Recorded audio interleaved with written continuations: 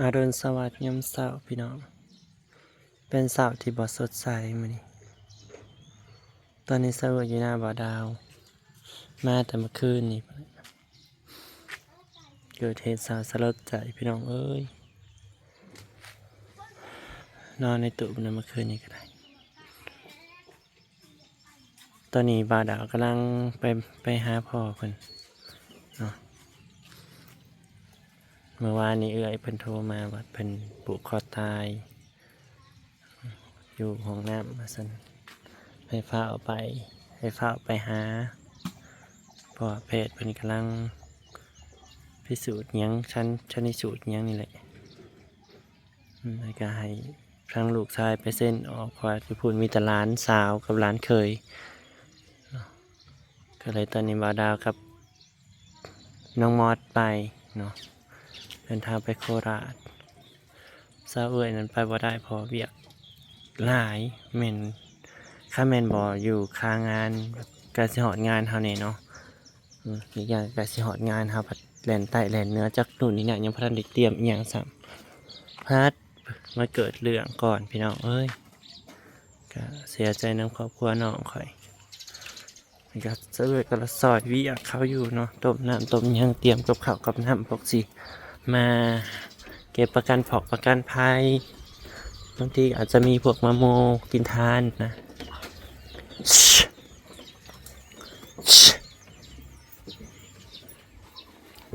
เป็นอย่างก็เอาฟืนใส่เนาะนี่สิบ้าเนาะ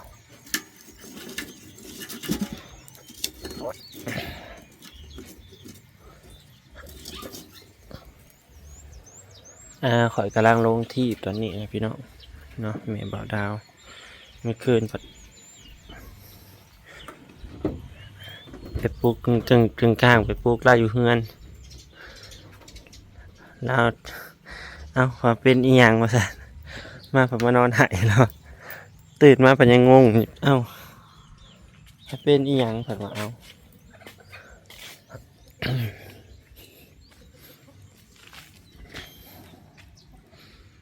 เสียใจน้ำหนองคอยละลายเนาะ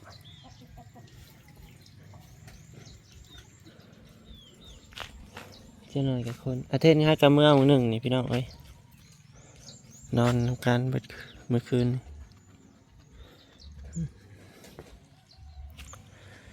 คนอ้าวนะเมื่อแต่เมื่อคืนนี่กระเพาะแล้วขึ้น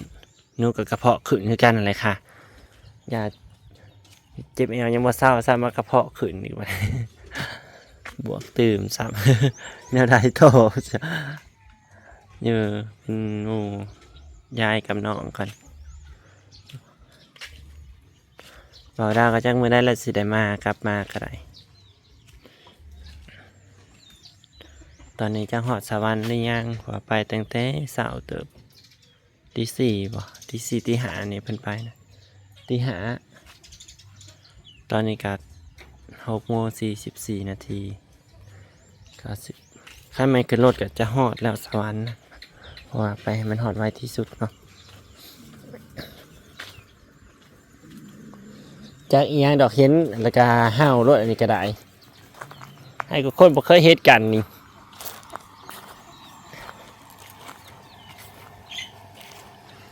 บรรยากาศหน้าบาดาลมัน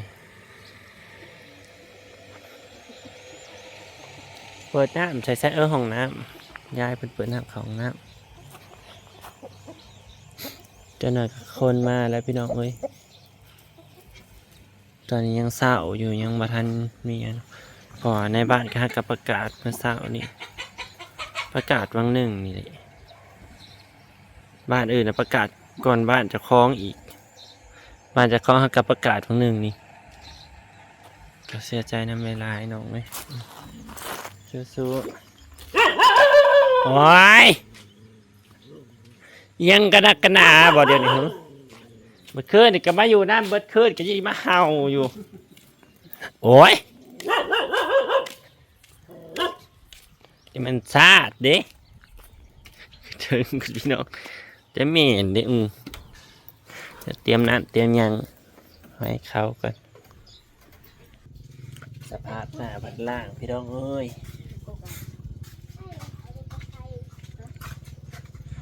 เจ็บหูเจ็บตา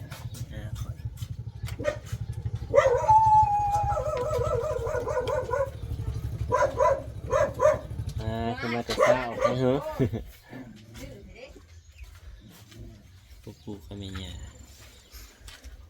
ไปไม่ได้โอ้ยได้เนาะ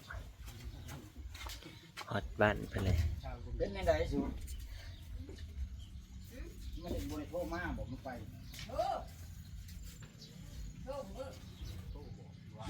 บ่ได้เป็นหยังกันดอกพิษบ่ได้พิษบ่ได้เทียงหยังกัน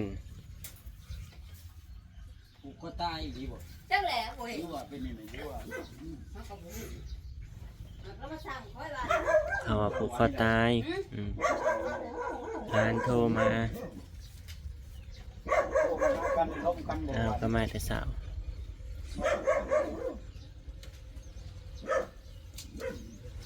เมื่อคืนนี้บ่าวดาโทรหาเทนกับจนชะตันฉันกำลังเล่นอยู่ ใครได้น้ำกับบ่มาอ๋อ โง่อยู่กูมือนะ พัดตั้งแต่หมอมาแต่ป่านี่ได้เฮ็ดสุดคนอื่นคนยังให้หมออยู่ โอ้จุ่มเจ้ากับปล่อยป้าละเลินกระโดด ต้มน้ำอันนี้จะลวกไก่เนี่ยต้มน้ำลวกไก่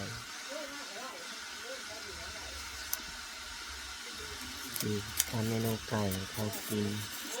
พวกที่จะมาเก็บประกันภัยเนาะแต่ก็บางทีอาจจะมีคนมากินทานนะมากินทานนั่นแหละสิได้เอากับข้าวย่อเขาเนาะหนึ่งข้าวหนึ่งน้ำซอยน้องซอยซอยเอื้อยก็ได้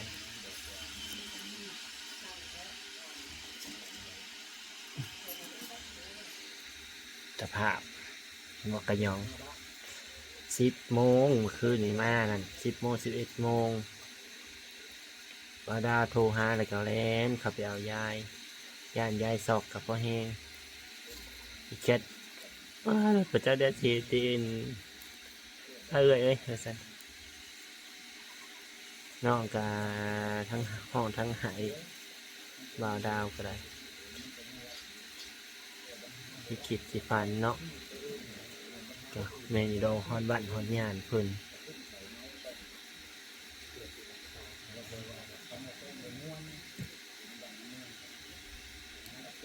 ได้ตอนนี้เพิ่นกับไปเลยบ่าวดาวกำลังไปหับแต่ว่าสิบ่ได้เอายังมาดอกไปเบิ่งไปอันนั้นเลย ใส่ซองเตาโลดนะเตาก็ต้องใส่ได้ยุ ได้อย่างนี้นะให้กี้ พี่น้องเอ้ยสวยเลย ให้กี้นะก็ได้นะ จะได้ต่อขีบแล่นใต้แล่นเนื้อแล่นแปรถ้วยเอาบ่วงเอาจารเอายังแน่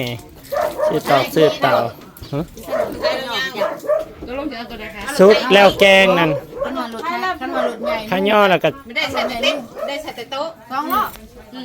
อันนั้นไม่ได้ได้สองรอบ ตอนนี้กำลังปรึกษากันจะไปเอาเต็นท์ เพราะว่า เดินไปอย่างเลย ไม่ได้ได้เลยใช้กระเบื้องตกจนเสียหมดหรือใครอยู่ได้เพื่อนมึง เข็มหอดใช้แล้วว่าได้เททางบ่หนูสิไปเอาเต็นท์เอายังลงมาคน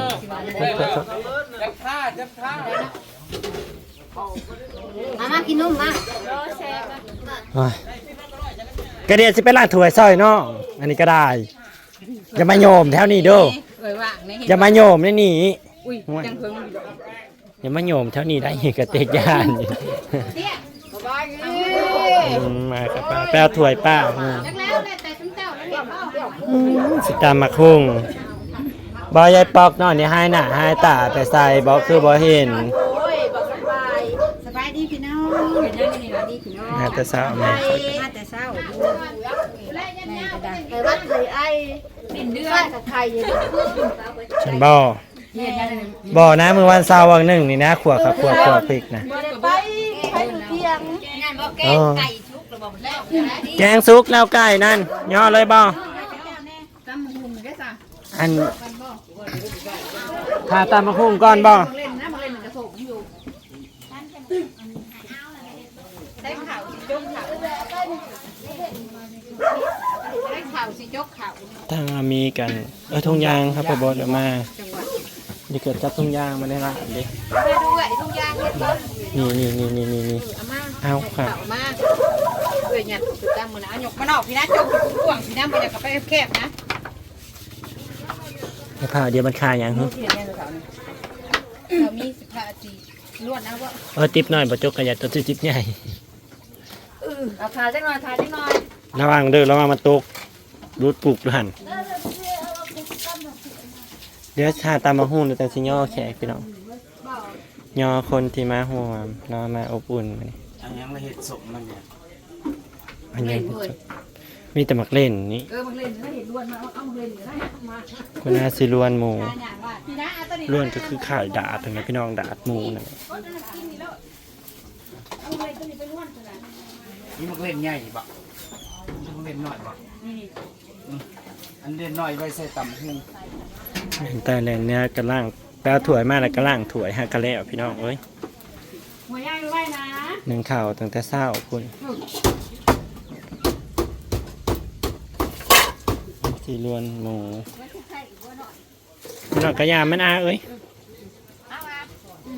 มันก็เหลือมา ใครแต่ยายเราเข็มแข็งพี่น้องแต่ลูกชายนั่นตี้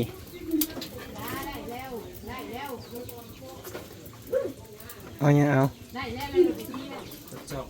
มีกระซ่าเมียงอยู่บ่ กระซามไม่มี สีเซตเทใส่กระซ่าไว้หรือเปล่า ไอ้กระซามมีแต่กระซามใส่บ่วง เบิดจำนี่บ่ ค่ะ ยังเลย กระซาม ซ้ำตัวซ้ำป้าได้เลยนะ กระซามที่ใส่ล้วนนะได้นะ เข้าไปอยู่นะเข้าไปทูนะเดี๋ยวก็จะเก็บด้วย มีอยู่เฮือนพุ่นเลย ตัวซ้ำ มีกระมังอันเดียว ขอเล่าเพื่อนขอเล่าเสียด้วยอันนี้ถ้าซ้ำเนี่ยจะได้อยู่ซ้ำเลย กระซามมาชิมาใส่ล้วนหมูนี่นะ ใส่หมู ใส่หมูใส่หยัง ตัวนี้บอลตัวนี้บอลสนาม ตัวไหนก็ได้เอ้ย เพราะเฮาสิอันนี้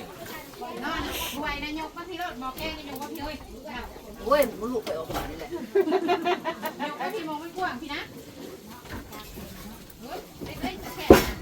น้ำกองน้ำกินที่เจ้ามีบ่ น้ำก่อนน้ำกินอยู่ลุ่มอยู่ทางอยู่ลุ่มตามยายเอ้ย เ